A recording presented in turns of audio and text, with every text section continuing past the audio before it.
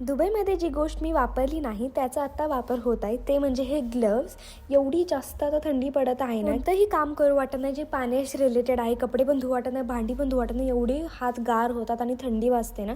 त्यामुळेच मी हे ग्लव्स काढले वापरायसाठी. दुबईमध्ये तर सगळ्याच लेडीज वापरत होत्या आणि त्या यासाठी वापरत होत्या की त्यांचा हात घाण व्हायला नको भांडी घासताना. तुम्हाला पाहिजे असेल तर कमेंट करा. तोपर्यंत माझं एक पार्सल आले. हे मी फ्रेम मागवलेले आहे मिररसाठी.